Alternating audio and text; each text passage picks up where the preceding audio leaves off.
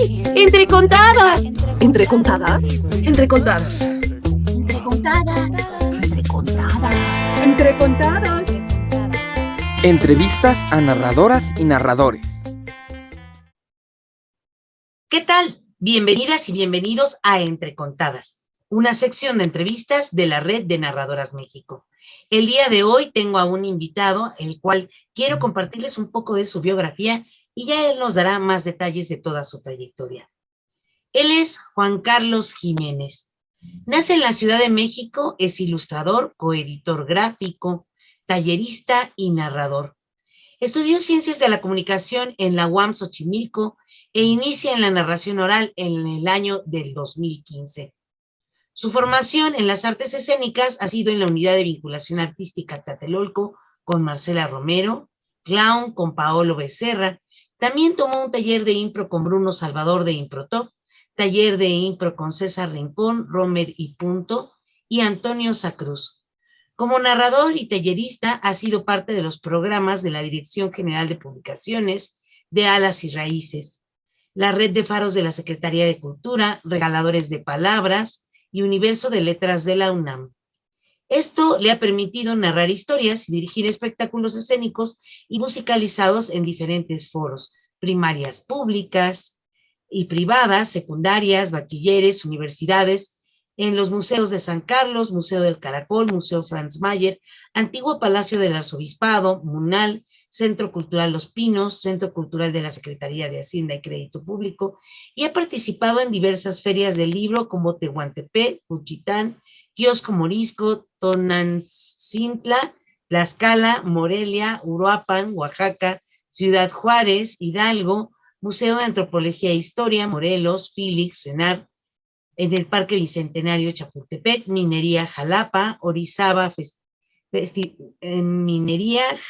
Orizaba, Festival Cultural Amado Nervo en Nayarit, Fiesta del Libro y la Rosa, Festival de Cuentos y Flores en Jalapa, Festival Habla Palabra, Festival de Santa Catarina en Coyoacán, el Gran Recreo de Verano, Festival de Calacas en el CENAR y en la Central de Abasto, Aprendiendo en Casa en 11 TV.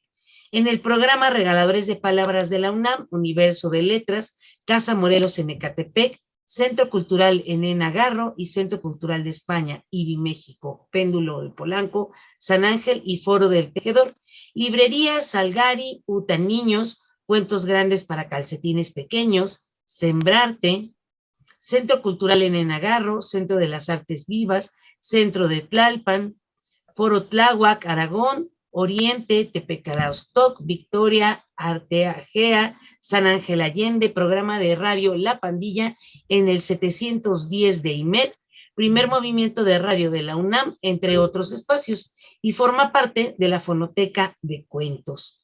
Actualmente colabora para las librerías El Péndulo, tanto en Polanco, San Ángel y Roma, y también es parte del colectivo Palabra Dicha, donde ha participado como elenco en la temporada de improcuentos del Centro Cultural El Hormiguero y miembro del equipo editorial, donde se organizó las presentaciones del libro El Artesano y la narración oral de César Rincón.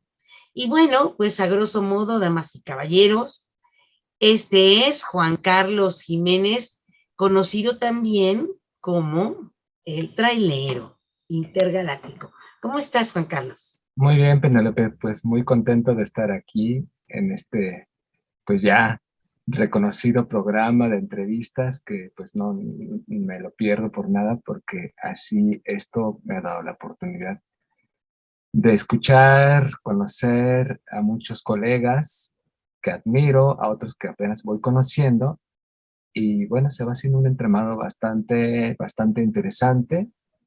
Y pues bien, un año que parece que empieza ajetreado, no sé si a ti te lo parece. Un poquito ajetreado, sí, esperemos que esté lleno de harta actividad, de arte y cultura, y bueno, pues me da mucho gusto. En efecto, Entre Contadas, pues es un espacio en donde pues nos dedicamos a escuchar y a tejer la historia de la narración oral en voz de sus protagonistas, Y qué mejor que nos cuenten cómo llegaron a la narración oral, que nos cuenten los chismes de cómo se formaron, cómo construyen también sus repertorios. Y bueno, pues eso es parte del concepto de este proyecto. Y pues bienvenido a Entre Contadas. Muchas gracias. Cuéntanos, ¿cómo era la oralidad en tu casa? ¿Cómo era, sobre todo en tu niñez o a temprana edad, cómo era la oralidad o cómo era el acercamiento a las historias? O cómo eran en casa, ¿eras platicón, fuiste tímido? ¿Cómo era tu historia de principios, muy de principios? Pues tuve una infancia feliz, tuve una infancia, crecí dentro de una familia numerosa.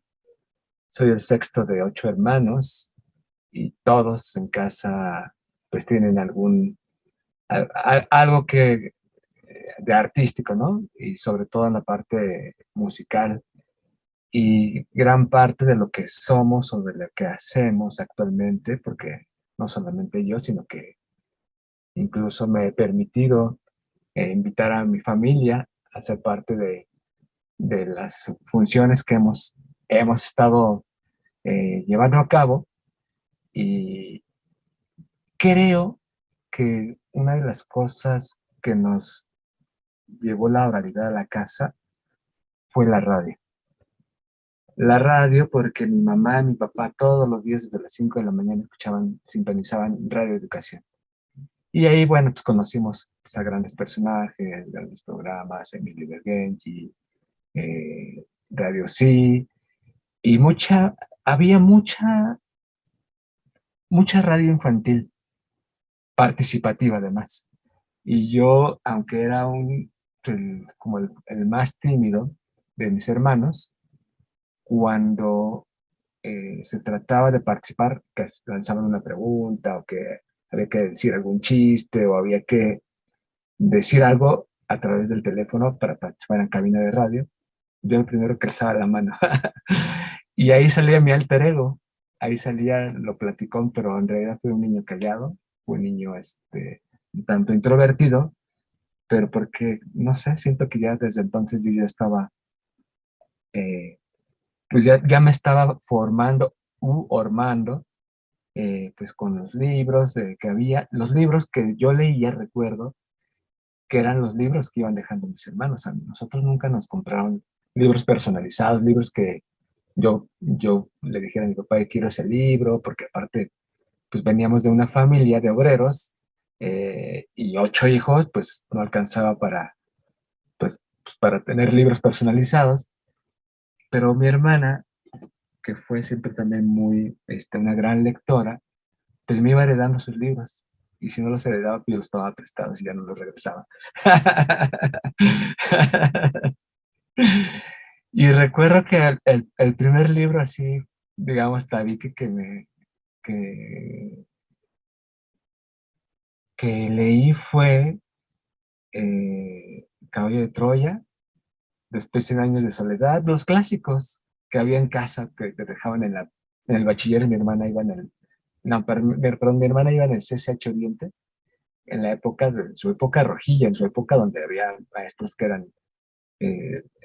estaban muy comprometidos con las causas sociales y muchas de las lecturas, mucho de lo que nosotros eh, nos transmitían pues mis papás y mi hermana, justamente pues era pues las guerrillas de Nicaragua, El Salvador, y todo como lo cercano a nosotros era eso, ¿no? Nosotros crecimos en una familia, mis padres fueron activistas y ellos formaban parte del movimiento de las ONGs, que eran estas son organizaciones que eran de la teología de la liberación que fundó Leonardo Boff. Y mis papás pues formaban parte de esos grupos. Y mis papás siempre fueron muy activos socialmente. Y a nosotros nos llevaban, nosotros no entendíamos mucho de lo que se platicaba ahí, escuchaba mucho noticias, había periódicos en casa, había revistas, y había mucha información que fluía, mucha información, plumas privilegiadas que, pues, te digo, pues nosotros de rebote nos tocaba, ¿no? escuchábamos a Víctor Jara, escuchábamos a Mercedes Sosa, escuchábamos a Silvio, a Pablo, pues todo lo que era pues la canción de protesta. Y pues todos los amigos que rodeaban a mis padres también formaban parte como de eso. Y entonces, pues yo de pronto era demasiada información y como que todo lo iba procesando. Por eso de pronto como que no había mucho que decir porque todo lo decían ellos, ¿no? Pero mi mamá era más platicadora, bueno, es más platicadora. Mi papá en paz descanse era más callado, pero cuando lograbas tener una conversación con él, era una conversación que fluía, interesante, profunda, y mi mamá sí era como más dicharachera, mi mamá siempre era como más, un poquito más dispersa, platicona, y tú le puedes contar algo y mi mamá ya se distrajo eh, con algo, con un gato, con un pájaro, y mi papá no, mi papá era como muy, como un poco más centrado respecto a eso, pero eso sí, en casa, desde que yo recuerdo, había dos cosas. Radio, donde había radionovela, radio infantil y mucha música, todo el tiempo. Y mi papá nos enseñó, nos heredó el gusto por la música. Ninguno de nosotros fuimos músicos que hayamos estudiado, todos somos líricos, pero tenemos como una cosa que, como una vez le decía su papá a Jaime López en un libro que se llama El Monólogo, una frase muy bonita que decía, este, mi papá dice que canto feo, pero canto tristón. Es decir, le echaba feeling al asunto. Entonces, eso es con lo que en mis primeros años de infancia, yo recuerdo que pues ya fue parte de lo que hoy soy, ¿no? Sí, qué bueno que nos compartes, porque bueno, sí, contribuye muchísimo lo que uno vive en casa. Y acabas de mencionar algo que me parece bien importante, la oralidad a través de la radio, porque regularmente hacemos una asociación con las historias que se encuentran en casa, que son las que nos impactan de forma directa, y luego a lo mejor todo el entorno cuenta e influye porque todo cuenta, pero la radio es otro habitante de la casa con el cual estamos muchas horas a veces en el día. Y la radio sigue y seguirá porque puede acompañarnos en un montón de momentos que curiosamente no puede acompañarnos la televisión u otro medio, y la radio siempre va a estar, digamos, la palabra hablada, ya sea un podcast en lo contemporáneo, ya sea igual un programa, digamos, pregrabado, pero bueno, aún los programas en vivo siguen estando presentes. Sí. Y acabas de mencionar bastantes cosas de un contexto histórico bien importante que la radio y sobre todo Radio Educación hizo en, pues digamos, en muchos de nosotros, porque compartían cosas bien interesantes. No sé, hace mucho no oigo Radio Educación, pero bueno, sí, durante mucho tiempo pues escuchábamos y había cosas bien buenas, ¿no? Como que de repente te conectaba con otros lugares del país o del mundo y con muchas historias. Qué bueno que La nos... música, ¿no? También de todo el mundo, ¿no? Exactamente, mucha música del mundo. Y bueno, después, bueno, supongo vas a la prepa y todo eso, no sé si igual hiciste más cosas de actividades artísticas, pero después eliges estudiar ciencias de la comunicación. Ujú. ¿Cuál fue la motivación para entrar a ciencias de la comunicación? ¿También la palabra hablada o la palabra escrita o la visual? Cuéntanos. Ahí, porque lo tuyo es narrar a través de la imagen y a través de la palabra, ¿no? Cuéntanos ahí cómo estuvo el impulso para entrar a estudiar.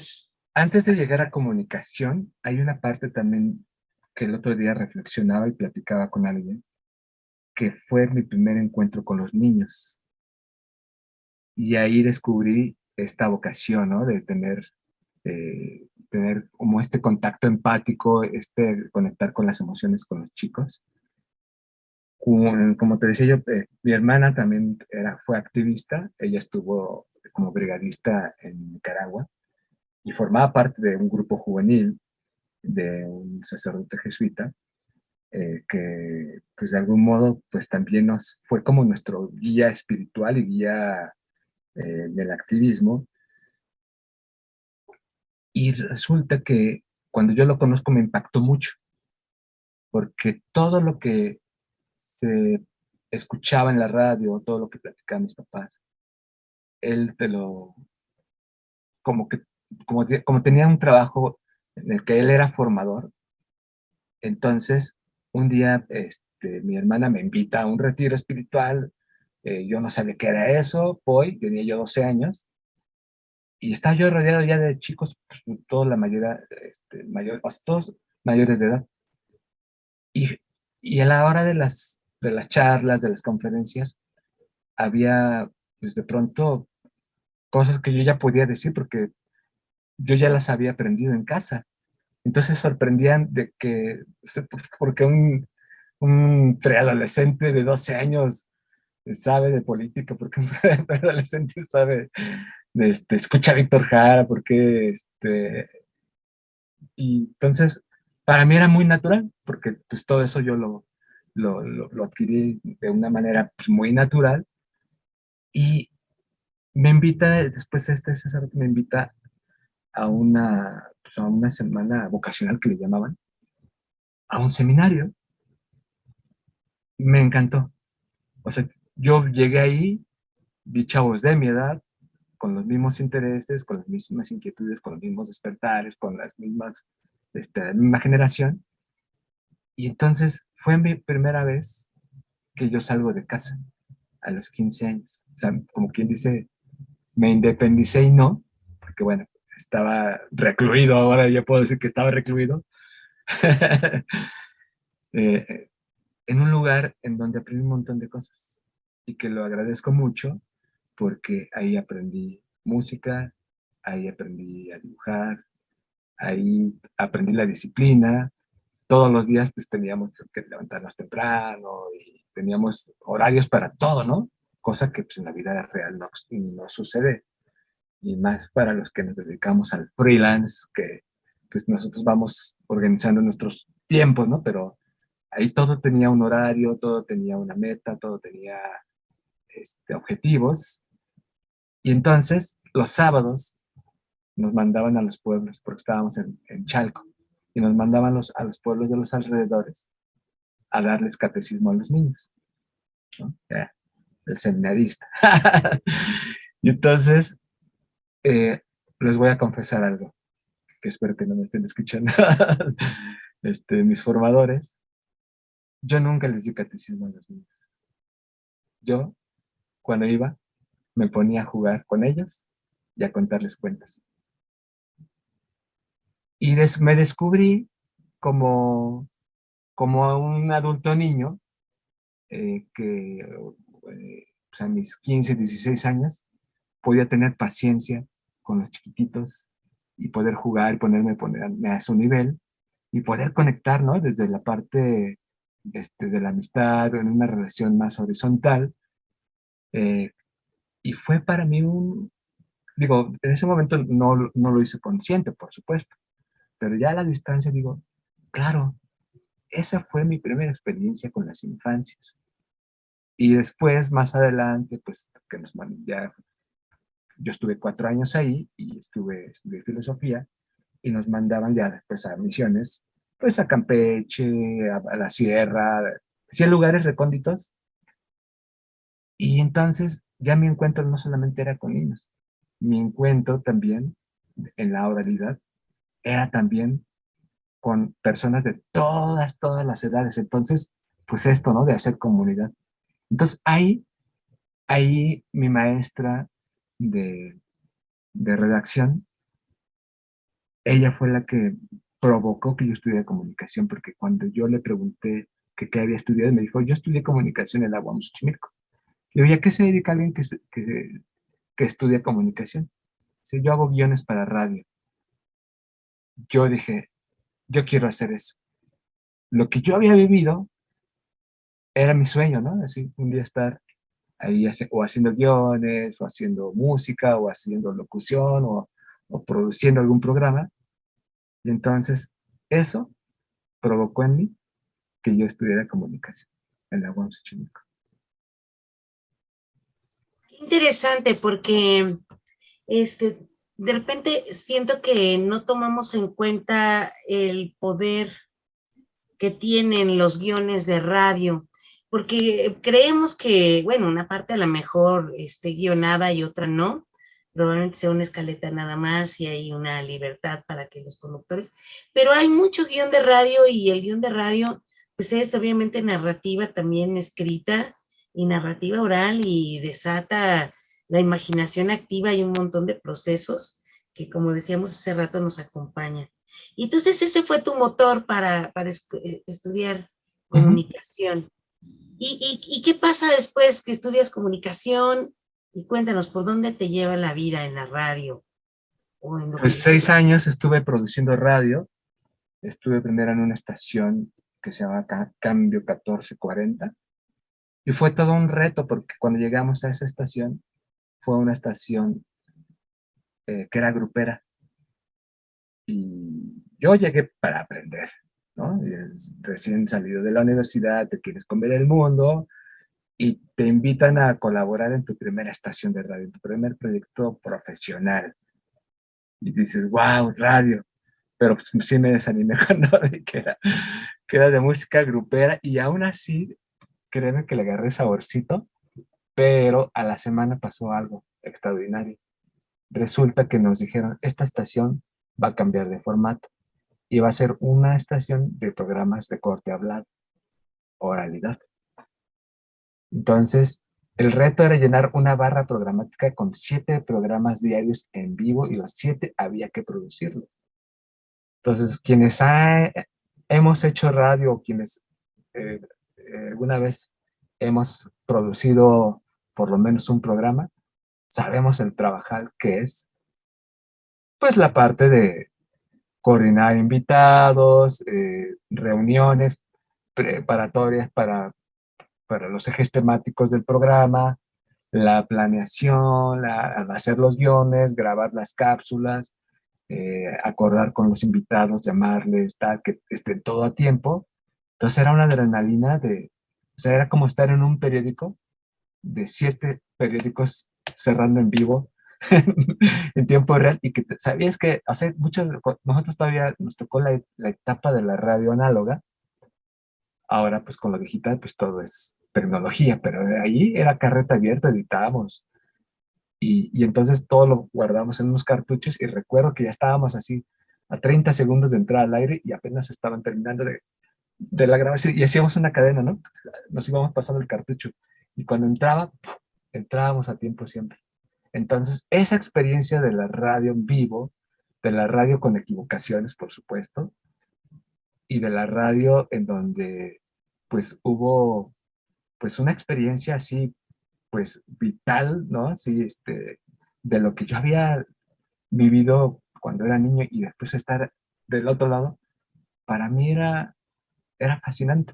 Entonces estar en la radio, hacer diseño sonoro, pensar en el ritmo de lo que vas diciendo, pues para mí fue parte de algo que yo ya pues venía escuchando desde mi infancia, ¿no?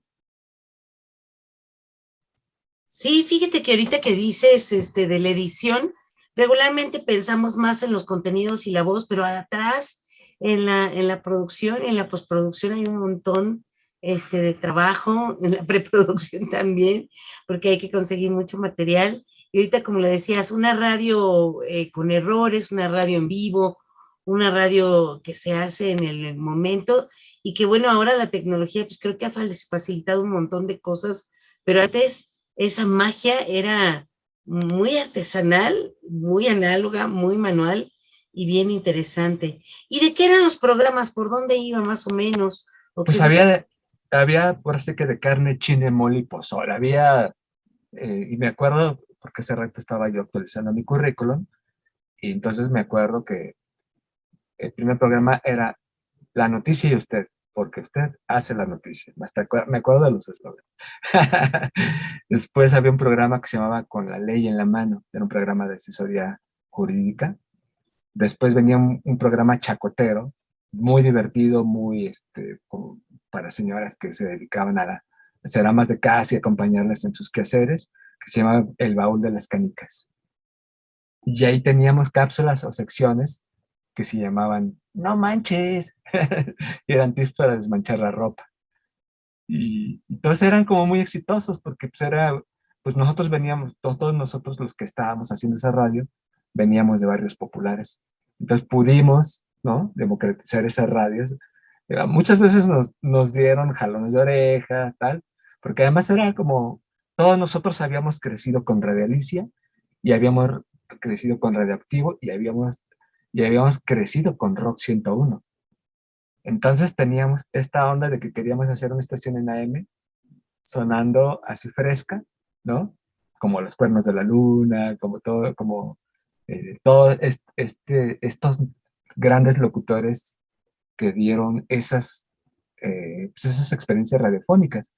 Entonces, de pronto, pues no, AM no tenía la calidad de FM y pues muchas de las cosas que nosotros, pues, pensábamos en la preproducción, a la mera hora no lo hacían porque no había una calidad sonora en AM como hoy con la tecnología, pues ya se logra eso, ¿no?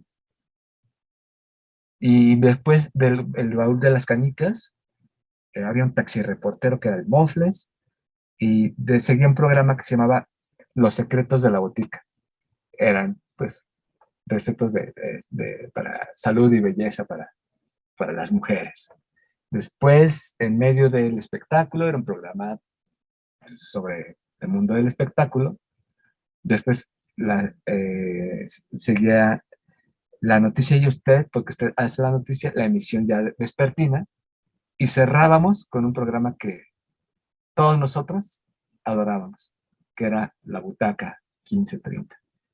Entonces ahí hablábamos de cine, de teatro, de música, de circo y de todo esto que ahora pues estamos viviendo más en carne propia. Y entonces era como el programa, la verdad, era el programa, ese y el Baúl de las Canicas eran los más gozosos que teníamos. Qué interesante porque la experiencia pues de generar contenidos tan diversos también pues nutre mucho. Y hay algo que creo que por eso pues tú fusionas lo que es música y voz, porque bueno, pues tienes esa expertise que no se nos da a todos en la narración oral, porque bueno, pues llegamos de muchos lugares, pero bueno, lo tuyo sí es como también lo sonoro, ¿no? El acompañamiento sonoro. Y bueno, me gustaría que hagamos una pausa ahorita y ahorita después ya nos platicas por dónde te ha llevado pues el camino de la oralidad y cómo decidiste entrarle a la narración oral, pero me gustaría que ahorita entre contada y contada nos compartas un cuento, ¿te parece? ¿En qué, perdón? Un cuento. Ah, sí, con todo gusto. Muy bien. Este forma parte del espectáculo de Peloteo Luego Existo y lo escribió un niño en el libro de un niño de 7 años, Rodrigo, en el libro de Dios es Redondo de Juan Villoro. En el principio, Dios creó al mundo. Construyó los volcanes, las nubes, los mares. Dios trabajó arduamente durante 6 días. Y al 7º día, Dios estaba muy devastado, muy cansado, y pensó que era importante, era necesario salir a jugar una cascarita con sus amigos, con sus vecinos de la calle. Entonces, todos los chicos aprobaron la moción y cuentan que cuando a Dios le pasaron el balón, la paró de pechito y así, de volea, chutó con todas sus fuerzas el balón y el balón se fue a impactar allá, a un rosal. Se hizo 1000 añicos y dicen y cuentan que desde entonces se creó el universo, las estrellas y todos los planetas, tal y como los conocemos. Eh, Genial, muchas gracias, muchas gracias. cómo puede haber el mundo del fútbol celestial y Exacto. nos puede abonar una nueva cosmogonía, una nueva interpretación cosmogónica. Sí, Muchas, sí. muchas gracias. Oye, pero bueno, ahora continuemos. Después, bueno, pues te clavas en la radio. ¿Y por dónde te llevó el camino o cómo fue que decidiste irte hacia la narración oral? ¿Tú la encontraste, la narración te encontró, se encontraron? ¿Cómo fue? Después de hacer radio, eh, de pronto conocí a alguien que marcó mi vida, porque de pronto de la radio, o sea, de hacer diseño sonoro, salté a hacer diseño gráfico. Me metí a la gráfica y en un segundo trabajo donde también hice radio, era la Comisión de Derechos Humanos del DF. Yo me volví ahí productor de un programa de radio que se llamaba Derechos y Chuecos. Y ahí, en la comisión, conozco a alguien de la gráfica muy importante que se llama Alejandro Magallanes, que seguramente muchos de los que están escuchando esta entrevista lo conocen, porque pues, es el máster, ¿no? Del diseño, es uno de los grandes ilustradores y diseñadores, y además hace animación y también como muy prolífico, y es poeta de la imagen, ¿no? Entonces yo conozco a Alejandro y me marca mucho porque, pues, los que conocemos el trabajo de Alejandro también decimos, ¿de veras? Por hacer esos dibujos le pagan. Pero tiene una cosa, tiene chispa, tiene un ingenio, o sea, él te puede hacer una rayita y te la justifica. Entonces es un tipo, pues, muy inteligente, muy simpático, muy amigable y sabe, ¿no? Entonces, eso a mí me hizo acercarme al mundo de los libros, pero desde la parte de la creación. Yo ya los había leído en mi infancia, seguí leyendo a muchos autores que me importaban, pero de pronto verme a mí, porque además yo desde niño también siempre dibujé y tampoco nunca estudié. Y Alejandro me decía, mira, yo sé que tú tienes capacidad, tú debes de estudiar una carrera de diseñador porque tienes todo el perfil. Le digo, no lo sé, yo quiero hacerme sobre la marcha, ¿no? Y busqué el lugar donde trabajar, donde fui rechazado porque obviamente pues, no tenía certificados, no tenía manera de comentar que yo era diseñador. Pero fui muy aferrado, ¿no? Fui muy testarudo y logré llegar ahí y eso me llevó de pronto en el año del 2014, porque me tardé 14 años para llegar a la realidad después de este cambio que tuve. Y entonces, como un libro de Fernando Rivera Calderón que se llama Siempre llega tarde a todo, pues yo dije, me está espiando Fernando Rivera Calderón, ¿qué está pasando? ¿No? Y entonces, en el 2014, conozco, no creo que fue en el 2013, conozco a Iván Cepeda. Iván Cepeda, no lo conocí en un festival ni nada, lo conocí por otra amiga. eh, eh, y cuando nos conocimos, pues como buenos, él como buen narrador y yo como buen parlanchín, pues no parábamos de platicar, platicar, platicar. Y yo ya para entonces, yo ya daba talleres para niños, ¿no? Lúdicos, ¿no? Para hacer cosas creativas, pues de lo que me pidieran, ¿no? De cómics, de tal, tal, tal. Y siempre como era como muy multifacético. Entonces yo proponía y me los aceptaban y yo decía, bueno, pues empecé a viajar, ¿no? Entonces cuando yo conozco a Iván, me dio vergüenza no saber quién era una mujer de la que me platicó que es Pascuala Corona. Y la culpable de que yo sea un narrador oral, mi madrina, no es ni Marcela Romero, no es ni Evangelio Briceño, no es ni César Rincón, no es quien me dio el empujón de echarme a la alberca sin saber nadar, fue Pascuala Corona.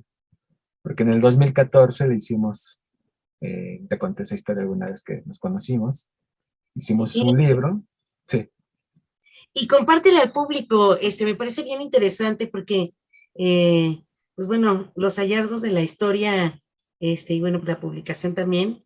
Cuéntanos, y incluso si puedes compartir aquí a cámara el libro, sería un placer para que Sí, de nuestras hecho, espectadoras y espectadores disfruten sí, me de imaginé que podíamos platicar la sobre eso publicación. porque Claro que sí. fue justamente lo que me llevó. Bueno, este libro, que algunos de ustedes conocen o seguramente conocerán en algún momento, este libro, homenaje a esta autora llamada, eh, su seudónimo Pascuala Corona, Teresa Castillo Iturbide, pues este libro nos llevó a la narración oral.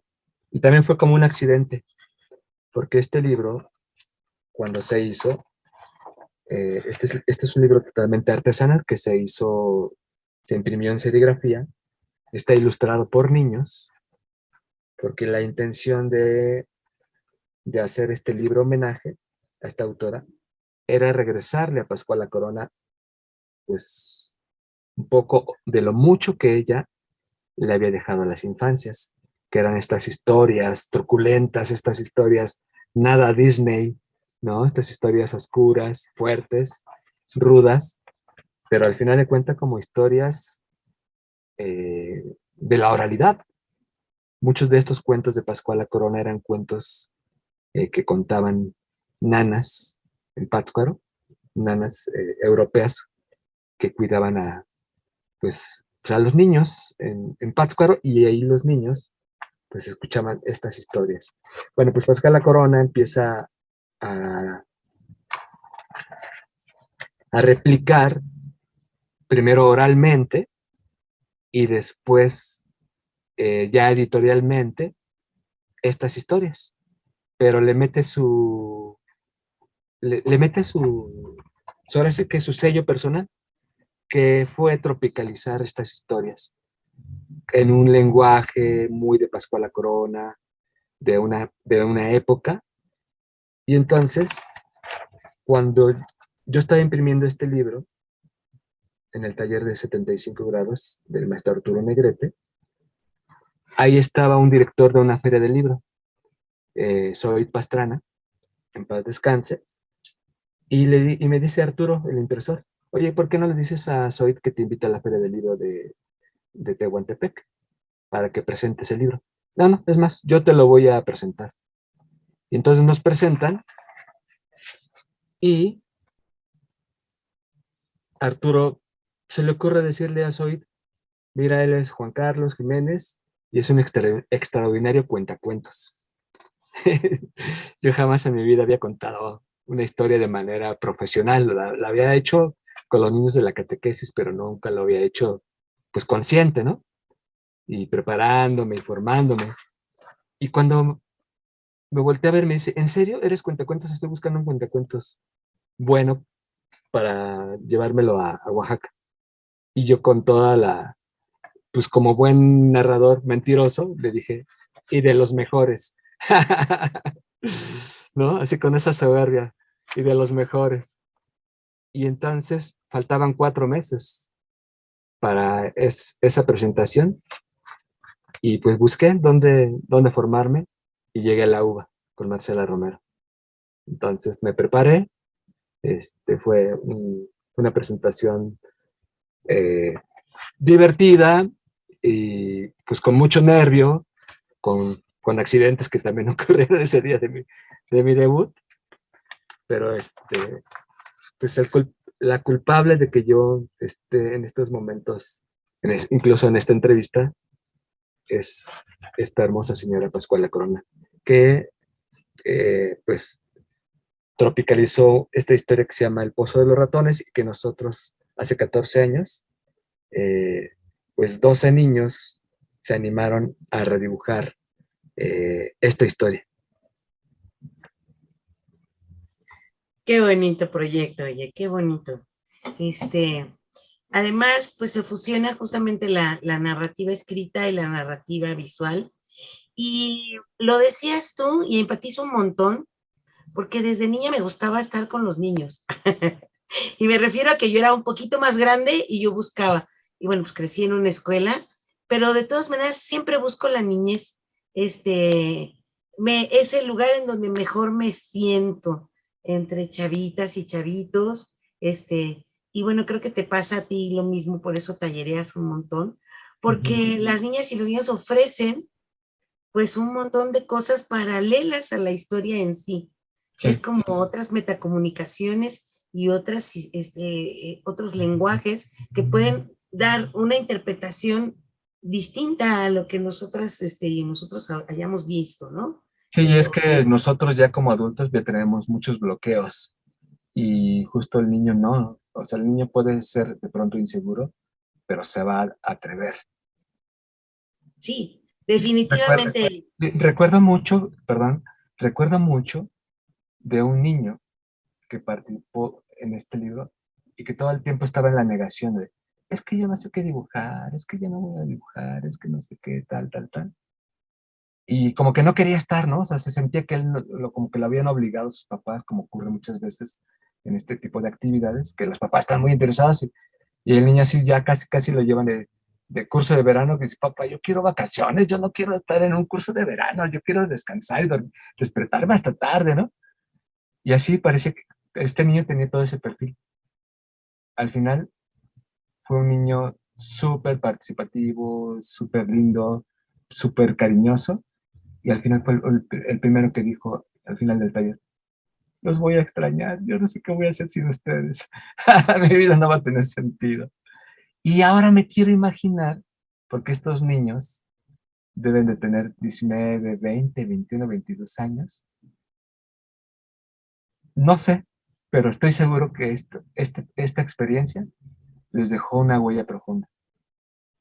Definitivamente, probablemente, afortunadamente, les obligaron a ir y luego ya después, el disfrute ya por el acercamiento a las artes que les detona un montón de procesos creativos y de la imaginación y emotivos también, porque bueno, pues el arte es un excelente detonador de emociones. Pues a lo mejor en un futuro se vuelva, pues un ilustrador y cuando menos si no la experiencia significativa que le dejó en su infancia, wow, ¿no? Y como dice, los voy a extrañar, ¿no? Eso Sí, siempre sí, es. sí. O lo que decía Gianni Rodari, ¿no? Que estos niños cuando crezcan van a dejar de ser esclavos, ¿no?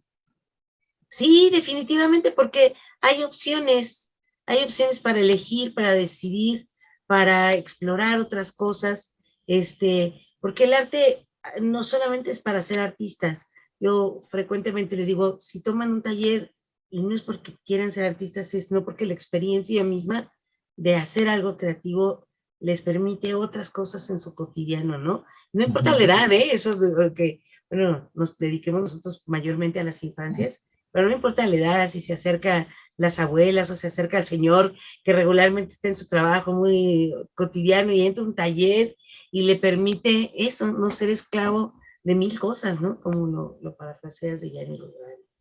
Oye, pues sí, y luego, ¿qué más? Cuéntanos. Entonces empiezas a hacer, pues, ilustración y empieza a llevarte por el mundo de la ilustración. Sí, pues empieza a hacer Algo bien ilustración. interesante, perdón, voy Ujú. a contar algo, estimado público, Sí. algo que me parece muy, muy bonito que estás haciendo tú y que hacen muy pocos autores, que es libros artesanales y de tirajes cortos y libros producidos directamente del autor hacia el lector.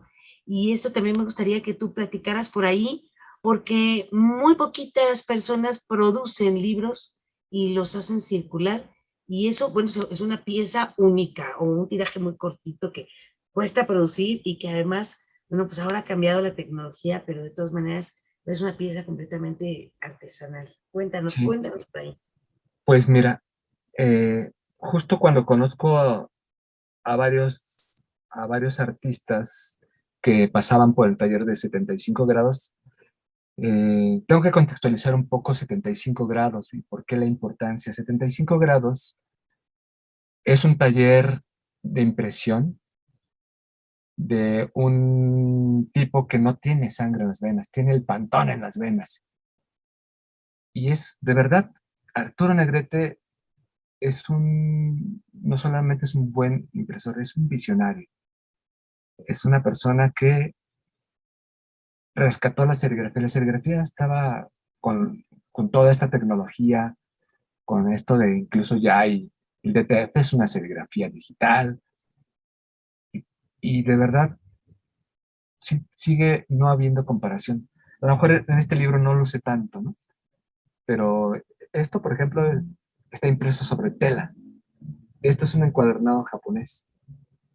Y, y tuvimos la suerte de armar un equipo de trabajo súper comprometido, que además hubo otro accidente. Esta portada no iba a ser la portada original. Esta portada la hizo Carmen Lop, que a la que le mandamos un saludo, que ya vive en Los Ángeles. Y Carmen Lop era alumna de Gabriel Pacheco. Gabriel Pacheco, el super ilustrador Sasso, iba a ser la portada de este libro, pero le cayó un proyecto de trabajo en Italia y pues se disculpó, ya no iba a poder. Y él fue el que dijo, a mí me parece que Carmen es una excelente ilustradora. Y entonces, justo toda esta experiencia de estar cerca de artistas que hacen obra personal y justo piezas únicas, foliadas, firmadas, y que tú sabes que solamente si hicimos de estos libros hubo 300. Si encuentras otros libros, seguramente es porque se los piratearon. Pero solamente hubo 300. Y además estoy muy contento porque justo hay muchas personas importantes en mi vida que tienen este libro. De pronto me mandan fotos y de otras cosas que he hecho, ¿no? Carteles, así playeras, tal. Sé cuándo hay nuevas ediciones de tal cosa, ¿no? Y me mandan la foto. Yo ya ni me acordaba que tenías esa playera, ya no me acordaba que tenías ese cartel. Para mí es muy significativo, muy bonito, porque la imagen y la palabra que acontece, la que logra impactar, crea memoria. Y entonces, pues pareciera que nuestro trabajo se está quedando, ¿no? Está dejando ahí una huella profunda, ¿no? Y no lo digo con soberbia, lo digo de verdad porque así lo vivo y así me lo hacen ver las personas que están cercanas a nosotros. Y además es evocador porque además al mismo tiempo provoca, ¿no? Lo que a mí me interesa mucho, y por eso doy talleres, es que yo, que no tuve formación, no tuve quien me dirigiera, que me dijera cómo se hace una acuarela, cómo se borda. Hoy en día tenemos la fortuna pues, de tener tutoriales, tal, tal, tal. Y no es lo mismo, ¿no? O sea, dices, voy a una clase presencial y, pues eso lo puedes estudiar en un tutorial. Pero de verdad tener ahí el maestro, ¿no? Que te corrija la posición, que te corrija, que te haga un comentario, que además puedas, además al mismo tiempo de estar tomando la clase, de estar en la chorcha con el maestro y tú por las ramas, eso también es muy rico, es parte de la oralidad. Por eso, yo de pronto estoy viendo un tutorial y ya me estoy cachando que pues ya estoy cabeceando porque no hay interacción, ¿no? No hay este feedback que necesitamos y por eso en los cuentos encontré justamente eso, ¿no? El acontecimiento, ¿no? En donde las emociones fluctúan mutuamente y no son monólogos a la hora de las narraciones, ¿no? Tú sabes que pues es de toma y daca. Entonces empecé a notar que a la gente le gusta participar, le gusta escribir, aunque no sepa escribir, le gusta dibujar, aunque no sepa dibujar, y que se atreven a hacerlo cuando tú les das como, no sé si decir las herramientas, la confianza, cuando tú los avientas, cuando tú los impulsas, cuando tú los animas, y eso es muy bonito, eso es muy padre. A mí como creador autodidacta que soy, se me hace bien padre, bien interesante eh, tener la oportunidad, y por eso hago talleres, incluso muchos, la mayoría son de autogestión. Este libro, por ejemplo, yo toqué las puertas del Franz Mayer, yo no tenía ningún contacto ahí, yo toqué las puertas y no entendían cómo íbamos a hacer un libro en 3 días, pero me dijeron, te vamos a prestar el museo porque se ve pues que sabes hacia dónde quieres ir, ¿no? Y para mí este fue no solamente el inicio de la narración de este libro, sino que fue el inicio de talleres como de verdad, no de talleres incluso express, ¿no? De un solo día. Yo amo los talleres de continuidad, los talleres de procesos. Y a veces, aunque no se logre el objetivo, tú vas viendo, tú vas viendo en la gente, en sus reacciones, en su interactuar contigo y con los demás compañeros, cómo el proceso los empieza a transformar, cómo el proceso empieza a formar su corazón, su pensamiento, sus ideas. Y cuando menos te das cuenta, la gente ya escribió un texto que pulió y dice, ay, todavía no me gusta, y a ti ya te gusta, ¿no? Pero ellos, porque somos muy autocríticos, ¿no? Ah, todavía lo voy a corregir aquí, dame chance. Pero yo siempre he dicho en los talleres, no importa que muchas veces no logres el objetivo, siempre el proceso va a ser lo más importante. Lo que aprendas, lo que se te llegue a quedar. El año pasado estuve, pues ahí rodando como papalote, así organizé una cosa que se llamaba picnic de papalotes, y la gente, así, para ellos, lo único que querían era volar papalote. No le importaba que les contaras una historia, no importaba que hubiera un acústico en el bosque, no importaba que hicieras grabado sobre el papalote, ellos querían volar el papalote. Y al final del taller, así de, quedaban muy agradecidos porque no había sido nada más el volar el papalote por volarlo. No era armar un papalote por armarlo, sino que todo lo que conllevaba, desde que cortaban la tela, desde que cosían, desde que pensaban que iban a grabarle al papalote y que veían que la tinta no se secaba y ya llevábamos varias horas. Pero el hecho de volarlas pasó a segundo término cuando se descubrieron creadores. Sí, definitivamente a veces el resultado, sobre todo pasa más con la niñez o con las personas que no propiamente son artistas y que están acercándose, es mucho más intenso el proceso y la experiencia que deja la exploración, el acercamiento a, que el resultado mismo. Puede que quede algo extraordinario, porque a veces hay unas cosas súper bonitas, pero de una u otra manera la interacción, lo acabas de decir tú muy, muy precisamente, y para quien nos dedicamos a las artes plásticas, pues hartas pláticas, no por nada hemos hecho ese mote que le queda que ni mandaba hacer, porque una de las cosas que creo que generamos quienes nos dedicamos a las artes visuales y que interactuamos en grupo, en la colectividad, es que conversar forma parte, es como multitareas. Yo hasta les digo, por ejemplo, a mis chicos, a los alumnos, les digo, platicando y pintando, platicando y pintando, las dos cosas, entrénate, entrénate. Coordinación, coordinación, no pierdas, fluye, fluye. Platica, pero hazlo. Y sí, hay un montón de procesos que se están activando en eso, ¿no? Tal Sí. como ahorita lo compartías. Sí, sí, sí. Y entonces, bueno, pues ahí has fusionado tú pues, la narración y la creación visual en lo colectivo y en lo individual. ¿Qué te parece si nos compartes algunas de tus imágenes Sí, de lo que tú has hecho? Muéstranos por acá. sí, Creo sí, que sí, con sería todo. muy, muy grato que el público vea. Bueno, Ujú. hay quienes, bueno, ya te siguen a lo mejor en Facebook y ya conocen que tú produces, pero sería muy grato que vean parte de lo que tú haces, Ujú. porque bueno, pues es eso, de las narrativas, ahora sí que visuales y pues también escritas, ¿no? Que forman parte pues de la narración en donde se juntan los lenguajes, ¿no? Tal cual. Eh, Exacto. Pues,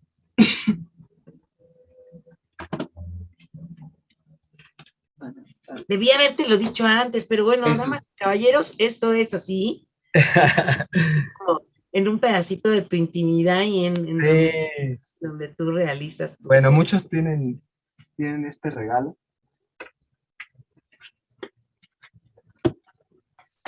Pues estas son mis tarjetas de presentación,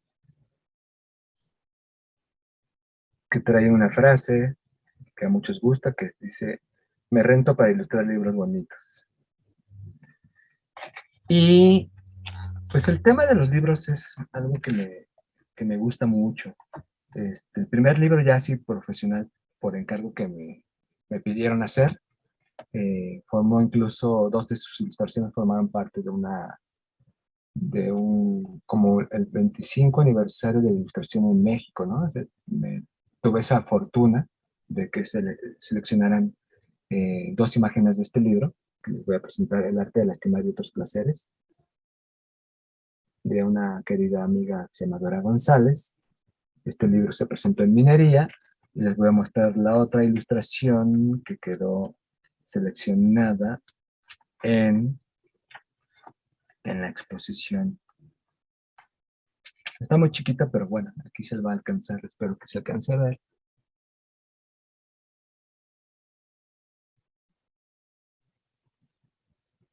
No sé si se alcanzó a ver. Sí, sí, se puede ver perfectamente. Y bueno, pues está lleno de ilustraciones, de viñetas que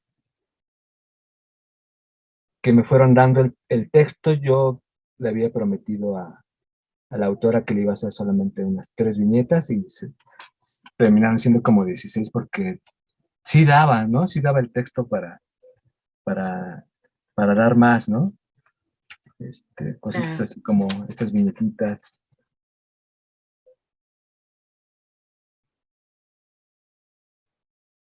Pues que van haciendo también pues, la lectura amable, van haciendo descansos, pausas para procesar los textos, todo lo puente, que, ¿no? También. Ujú. ¿no? Todo lo que sabemos que evoca una imagen.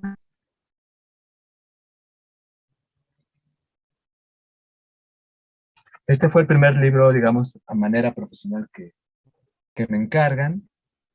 Ya después hice otros libros que tengo por aquí.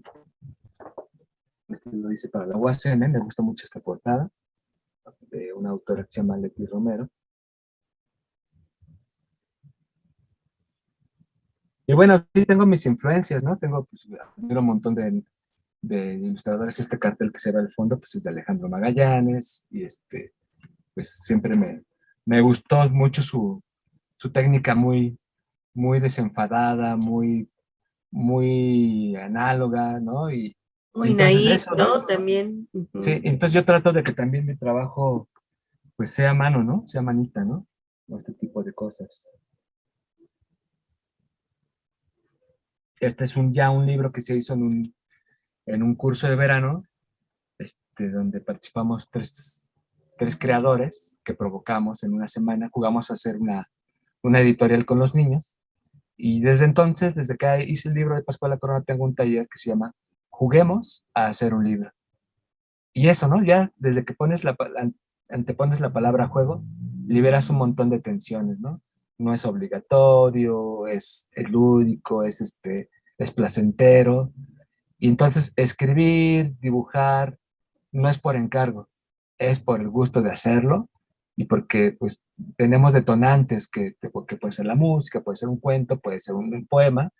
Y entonces los niños, ¿no? Son estas cosas que me fascinan, ¿no? Y es grabado, ¿no? Y ellos tomaron gubias, linóleo, y estuvimos muy al pendiente de ellos, ¿no? De que pues prácticamente pues no se fueran a cortar, ¿no? Pero los niños hicieron esto, ¿no? Esto se hizo en el Elena Garro en el 2016. Y la autora que nos apoyó con los textos, o sea, para que los niños provocara que escribieron 2 poemas y escribieron un cuento. Y además los pusimos, así hicimos como el consejo de ilustración, el consejo editorial, el consejo de encuadernación, el consejo de grabado, y también los de escritura eran 2 equipos de trabajo. Pues fue impresionante cómo, sin ponerse de acuerdo, todos coincidieron con historias de gatos, los poemas y el cuento. Qué Entonces, bien. pues esas cosas, como decimos, ¿no? Pues, que a los niños siempre te van a sorprender. Ya está un poco maltratado este libro porque, pues, este, ha sido usado. Y el libro maltratado es porque ha sido usado. Ha sido leído, ha sido ojeado, ¿no? Ha sido prestado y, Ha sido y ha, prestado. y ha sido raptado y ha sido, pues hemos tenido que dar una lana para, para el rescate, ¿no? Y me gustó mucho la parte de los créditos. ¿Por qué no hicimos créditos habituales de poner los nombres? Ellos se dibujaron. Qué belleza, qué belleza. Y entonces en el trazo natural, en el trazo infantil, es como todo lo que el niño trae desde su casa, esto que veníamos platicando de la infancia. Ellos ya traen, o sea, ya traen información, ellos ya traen formación o de formación, lo que sea, pero ya traen algo. Y recuerdo a un niño también, muy hiperactivo, que todo el tiempo decía, ya vamos a jugar, ya vamos a jugar, ya vamos a jugar, ya vamos a jugar, ya vamos a jugar. Y entonces es ese niño al que tienes que ser tu aliado, ¿no? Tú le das una misión y tú vas a marcar los tiempos, ¿no? Esta actividad va a durar tanto tiempo y era así súper estricto el niño, ¿no? Pero esto, asumía su papel y dejaba de querer jugar porque ya tenía una tarea. Entonces le dijimos a él, oye, necesitamos que nos hagas el diseño, el logotipo de la editorial, que se llama Gatos en Acción. Decidimos entre el consejo editorial, ¿no? De Gatos en Acción. Y entonces, sí, sí, pero después de hacer el logotipo, vamos a jugar, ¿verdad? Y le digo, sí, te lo prometo. No se tardó ni 2 minutos y el niño hizo esta belleza.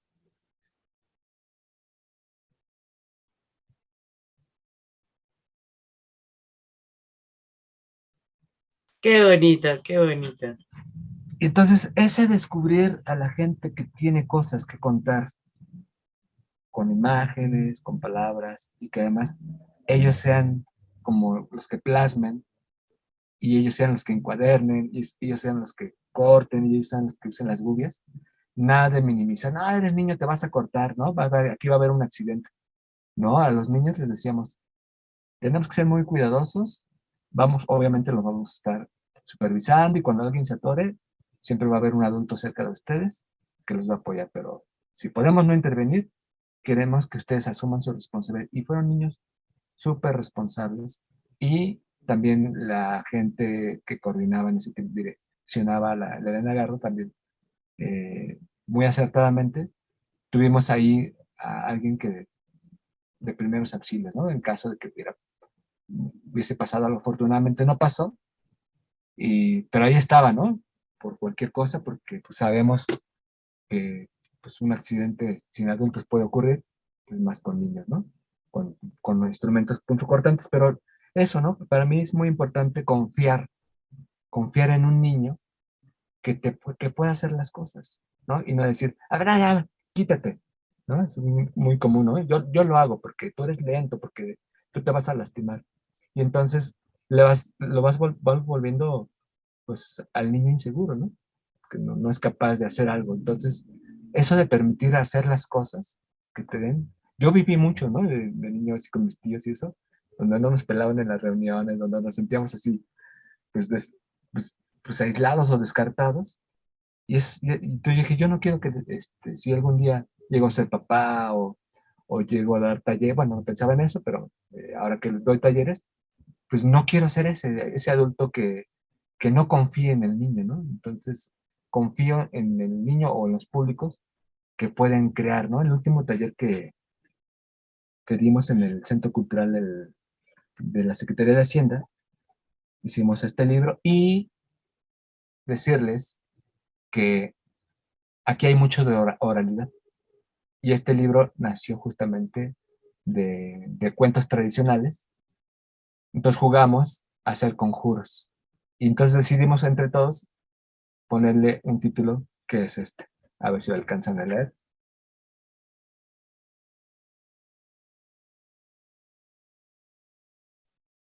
Sí, conjuros para sobrevivir una ciudad, a Así es. una ciudad. Conjuros para sobrevivir a una ciudad. Y yo lo planteé para niños. Y fue una experiencia muy interesante porque llegaron 3 niños y 6 adultos. Yo pensé que iba a haber problemas pues, como de relación, ¿no? De que es justamente esto, ¿no? Del adulto, el adulto que es muy egocéntrico y todo, se siente capaz de hacerlo todo. Fue un grupo súper solidario, empático de los niños y de los adultos. Y porque además el público que acude a este centro cultural que está en el centro y en la calle de Guatemala es público que asiduamente llega a los talleres. La mayoría de las señoras y los niños ya saben encuadernar, ya saben hacer grabados. No vas a enseñarles nada, simplemente vas como guía, como facilitador para que pues, se logre, ¿no? Una pieza, ¿no? Y ellos escogieron el papel, y ellos escogieron como las historias, ¿no? Y pues estos grabados los hicieron, ¿no? Ya son de adulto, pero gente que como muy entusiasta, ¿no? De, de, de crear cosas. Este contraste me encanta.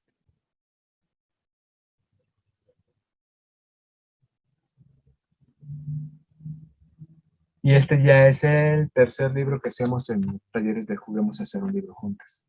Qué bueno, oye, qué bien, qué bien. Y Y bueno, entonces esto nace de la oralidad, después llevado a lo literario, porque normalmente nosotros como narradores de lo literario no lo llevamos al nivel de oralidad, y aquí fue interesante el proceso porque lo oral era llevarlo a lo literario. Entonces hicimos ejercicios, muchos juegos de palabras para conjuros, ¿no? Conjuros para sobrevivir al fondo del mar, conjuros para viajar al universo sin casco de astronauta y así, ¿no? Lo que nos inventábamos. Y entonces hicimos un cuento colectivo a partir de un iconorama. Después de ese iconorama, eh, que, es, que es lo que las imágenes te den a ti, ¿no? La primera palabra que te evoque una imagen, con eso continúas tú la historia. Y como ya sabes, tipo cadáver exquisito. Y entonces, después de eso, los grupos escogieron dos cuentos tradicionales, La Sirenita y Alicia en el País de las Maravillas. Pero ya esos después los volvieron también, los reescribieron, los reinventaron y los volvieron conjuros para sobrevivir al nacido. Entonces tiene esos dos cuentos este librito. qué interesante, oye, muy, muy bien. Y bueno, parece que el tiempo retevuela. Qué rápido. Y pues me gustaría que nos compartas otro cuento y luego ya nos cuentes un poquito como qué significa para ti la narración oral para ir cerrando el programa. Pero ¿te parece si nos compartes otra historia? Bueno, una cortita. Les conté el principio de Pelotélogo Existo, que es el proyecto de cuentos de fútbol, y ahora les voy a contar cómo cerrábamos ese espectáculo. Para eso me voy a tener que parar, aunque no vean mi cara.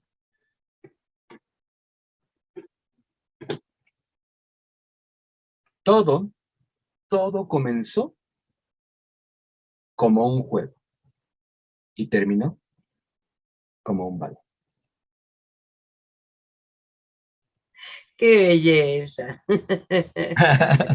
Mini, mini, mini cuento. Mini cuento. Oye, y entonces, bueno, ya para cerrar el programa, cuéntanos qué ha representado para ti la narración oral.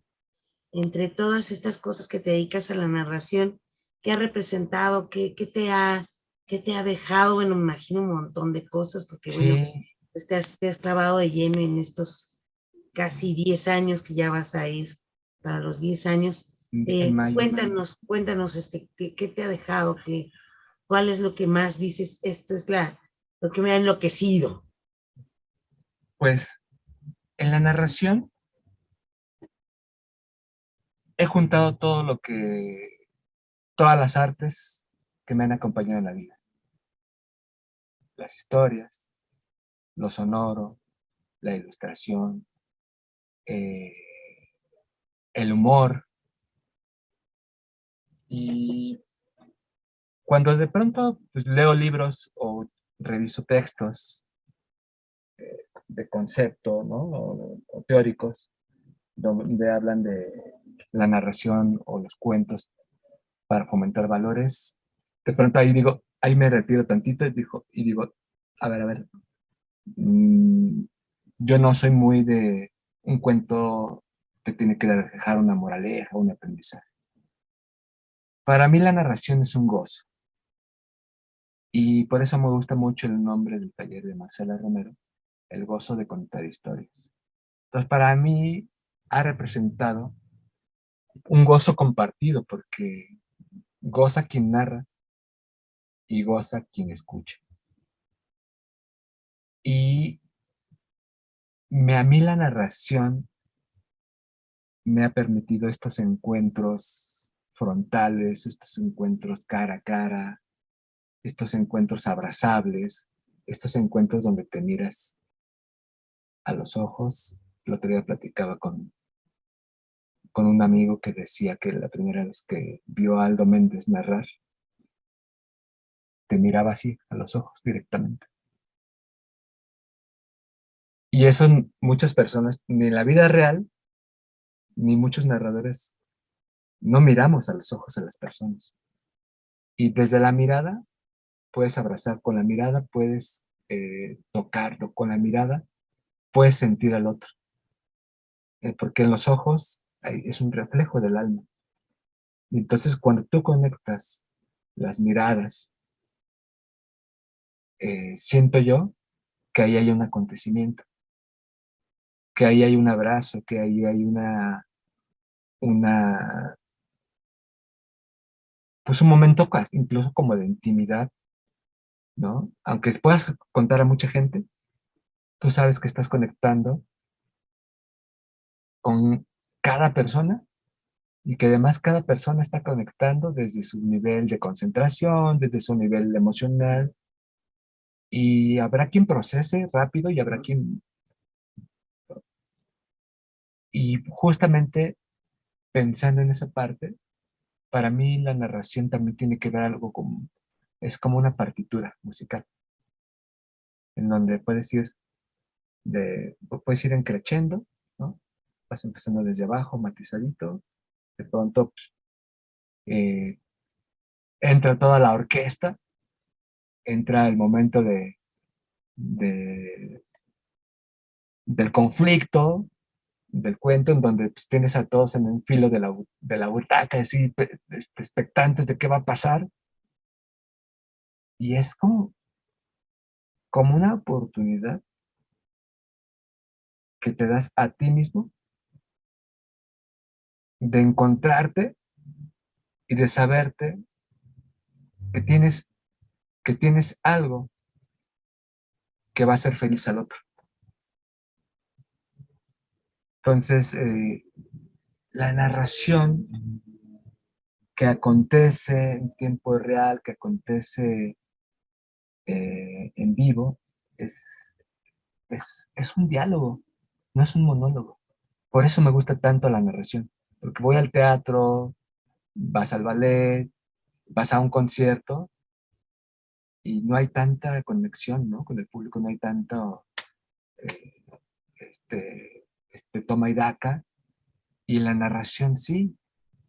Y a mí me ha pasado que cuando he narrado así, por ejemplo, en la Feria del Libro de Oaxaca, narré un espectáculo que yo siempre narraba, pues con Jorge Viejo, con Arturo Campos, con César Rincón, en colectivo, y me invitan a Oaxaca y tuve que narrar yo solo. Y me sentí raro, uno, porque no llevaba el equipo de fútbol.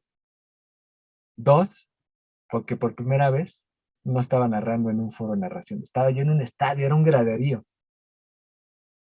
Y no sentía yo que desde el escenario, que estaba muy lejano, conectaba. Entonces me tuve que bajar. Y ahí me concebí, o sea, acepté y descubrí mi vocación de que soy más narrador de piso que de un o sea, me siento más cómodo, ¿no? Narrando así cercano, cercano a la gente. Y es eso, ¿no? Para mí la narración es un acercamiento al otro, mutuo. Pues sí, lo acabas de decir, es un momento, aunque es en lo colectivo, de mucha intimidad, porque miramos a los ojos a los espectadores y eso hace una conexión súper, súper puntual y bien enfática, ¿no? Pues muchas gracias, No, gracias a ti. compartirnos un cachito de tu historia. Di aquí para que pongamos nosotras las redes sociales, ¿cómo te pueden encontrar? ¿Cómo estás en tus redes sociales? En Instagram estoy como, y en lo que antes era Twitter, que ya ni sé cómo se llama, estoy como Canito al aire, así como si fuera Canita al aire, pero en masculino Canito al aire. De hecho, mi correo igual también es así. Tengo una fanpage que se llama Trailero Intergaláctico. Y contarles brevemente que Trailero Intergaláctico no es, se lo tomé prestado a Jaime López. Es una radionovela de Jaime López, de un personaje que va viajando por el mundo, escuchando y contando historias. Por eso acepté el seudónimo de, así como Pascuala Corona aceptó Pascuala Corona, yo adopté Trailer Intergaláctico. Y entonces así también me pueden encontrar en mis redes sociales. Si le ponen Trailer Intergaláctico, seguramente les va a aparecer Jaime López, pero pónganle ahí cuentos y ya con eso les voy a aparecer por todos lados. Pues lo pondremos aquí para que igual puedan seguirte en tus redes sociales, Sí. pues quienes disfrutan y ven este programa. Pues muy agradecido de esta charla. Gracias por permitir mostrarles un poco de mí. Sí, pues nos faltarían un montón de horas porque las narradoras y narradores se nos da la platicada. ¿Verdad? Y esto. Bueno, así son los programas. Esperemos en otro momento volver a coincidir. Y bueno, pues ya lo saben, para que ustedes puedan seguir pues sus actividades. Bueno, ahí en tus redes ya podrán ir a verte. Y bueno, estará en breve también en la Cuentoteca de las Voces. Recuerden que cada domingo en la Cuentoteca de Bunco Roma Condesa a la 1 de la tarde, pues hemos estado programando desde la Red de Narradoras México a narradoras y narradores que nos comparten pues un poquito, porque también siempre nos podrían compartir más, pero cuando es una hora de buenas historias. Pues muchas gracias y pues Gracias a estamos ustedes. por acá. Ya les contaré un chismecito después. Pues si quieres decir el chisme antes de irnos, está bien, Ok. ¿eh? Sí, hay tiempo. Bueno, hoy me dieron una noticia que posiblemente en julio o agosto esté noche de museos. Ah, genial, genial.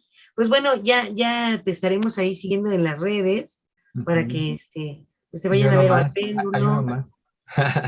Ajá, te vayan Parece a que ver al péndulo o parece que también. la Navidad no nos quiere soltar. Los fantasmas de Scrooge creo que se van al Complejo Cultural Los Pinos, creo. Qué bueno, pues qué gusto ahí, ya estaremos yendo a disfrutar de los cuentos. Muchísimas gracias. Muchas Adiós. gracias. Gracias, Penelope. Gracias a todos. Saludos. Buenas noches. Y bueno, esto fue todo en Entre Contadas. Y como siempre, nos vemos en la siguiente. Red de Narradoras México.